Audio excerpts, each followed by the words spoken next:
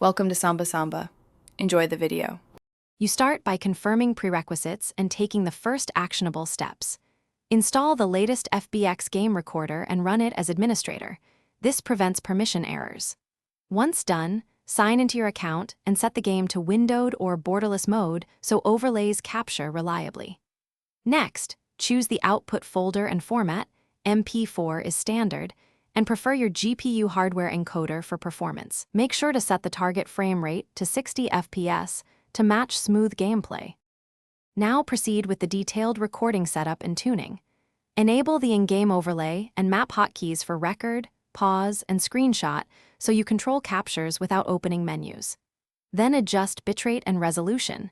Increase bitrate for higher quality, lower resolution to save disk space. Test with a short 30 to 60 second clip to confirm settings.